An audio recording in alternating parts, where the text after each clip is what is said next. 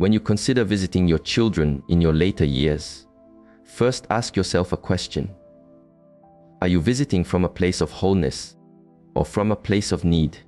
Because in their world, you may observe a profound truth. That your importance, once the center of their universe, has now shifted. That your presence, once a source of comfort, might now be a disruption to their rhythm. That in the current of their lives, your measured pace feels like an anchor. This is a deep observation, and one that many elders encounter on their journey. There is a quiet sorrow that comes from feeling unseen, from being viewed not as a foundation, but as a responsibility. You poured your life's energy into nurturing them. It was a complete offering of yourself. Your nights were theirs, your dreams were deferred, and your struggles were silent. And this was a path of love. It was your purpose. For many years, it gave your life a powerful sense of direction. But the seasons changed. They grew into their own strength. And then they no longer required you in the same way. And here lies an insight that is rarely spoken. Sometimes, your presence is not desired. This does not come from a place of malice. It is not because they are ungrateful. It is because the modern world conditions us to seek speed by leaving behind what feels slow. In this worldview, your experience, your rhythm, your perspective may not integrate easily into their structured lives. This is where a great internal test begins. So many older hearts return from these visits feeling diminished, not expanded. They come home carrying not connection, but a silent hollowness in their core. The honor, the deep listening they hoped for, seems to have faded. I invite you to sit with this feeling. I invite you to understand its weight. You arrive offering the wisdom of your years, perhaps a piece of guidance. You are met with diverted eyes, with fingers scrolling on screens, with polite patience that thinly veils a wish to move on. You offer your words with care, but the world around them spins faster than your speech can travel. While you share a memory from the past, their minds are navigating the future. Their awareness is caught in streams of information, in tasks to be done, in plans for their own children. And there you sit, a quiet presence on the sofa, almost a ghost in their busy reality. So let us ask again, why would you place your inner peace in such a turbulent space? This is not a message of cruelty, it is a message of preservation. Too many good souls spend their final chapters seeking small gestures of affirmation from children who are not yet able to perceive that deep yearning. And I must share this difficult wisdom. If you do not establish your own inner sanctuary in your later years, you will find your spirit is not honored. Respect is not something automatically given in this age, even though ancient traditions held it so. It must be embodied in your being, not pleaded for with a heavy heart. You must walk with a quiet dignity, not with a sense of lack. Too many elders enter their children's spaces as if they are applicants for validation, silently hoping to be told, "You were a wonderful mother, a noble father.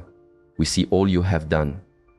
And when this affirmation does not arrive, when their children are too swept away by their own currents, a quiet collapse happens within.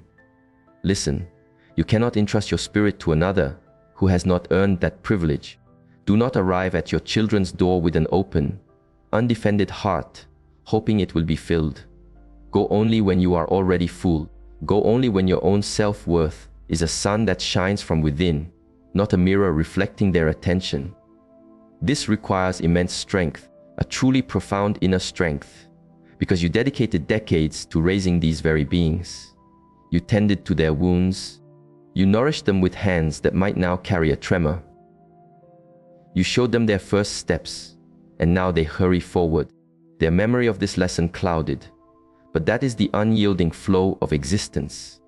Life is relentless in its movement forward, so you must be equally steadfast in guarding your own tranquility. I have seen spirits fade in their later seasons, not from illness of the body, but from illness of the heart born of expectation. The emotional harvest they anticipated from their parental journey was not what they found. They envisioned later years of warmth, shared meals, a tapestry of connection. Instead, they were often met with an empty space, with distraction, or even worse, with the energy of being endured. You were not born to be merely endured. You are not meant to be a faint echo in the vibrant lives of your children. If that is all that is offered, then you must withdraw with grace. Reclaim your sacred space. Do not voice complaint, do not act from anger, but do not return to that same space. Not until there is an understanding that your time, too, is a precious offering.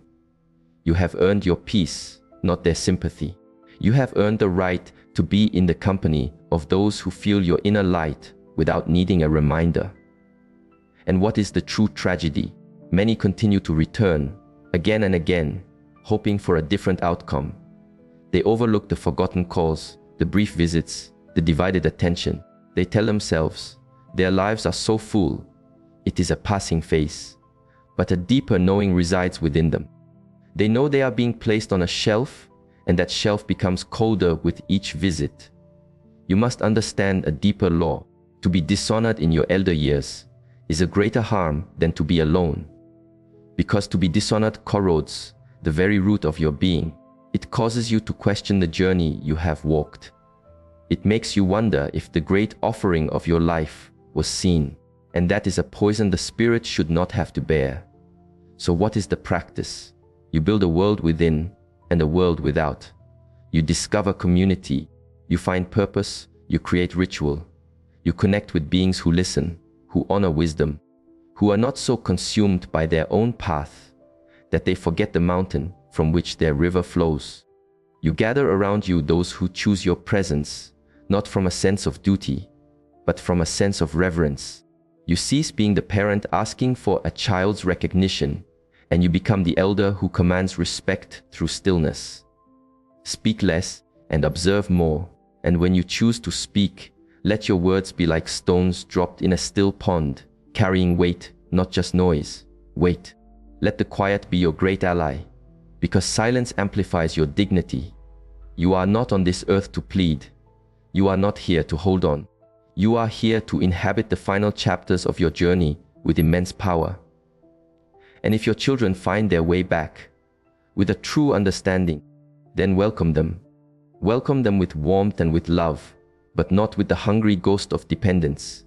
Remember, you are the root, not the branch. You are the unshakable foundation, not the decoration on the roof. They grew because for decades, you leaned toward the sun on their behalf. They blossomed because you poured your own life, force into the soil. And if they have forgotten this, let it be. Life itself will be their teacher. Time has a way of showing what has true substance. They too will journey into winter, and perhaps then they will recall how you stood, how you chose serene solitude over silent subjugation, how you chose dignity over a desperate plea. There is no shame in leaving a table where the nourishment of respect is no longer served. There is, however, a deep sorrow in staying, withering under the weight of being unseen. You are not diminished. You are not without purpose. You are the embodiment of survival, of wisdom, of a story too deep for a shallow reading. And your value is not a currency that expires when others are not looking. So do not go to your children if it requires you to leave your self-worth at the door. Visit when your presence is an honor. Visit when your stories are received as gifts. Visit when your guidance is sought, not dismissed. Visit when you are seen, not just as a parent, but as a spirit forged in the fires of life, standing in quiet power. And until that day, your path is to live, to find new trails, to create, to guide a younger person who listens with an open heart. Plant a garden. Write the stories of your life. Laugh from your belly. Dance to your own rhythm. Visit a library. Sit with the trees. Make new connections. Celebrate your own life with people who remember you. Drink your tea in silence and smile. Smile because your feeling of being alive no longer depends on being needed. And if this path resonates within you, if you feel that quiet ache in your center, know that you are not alone.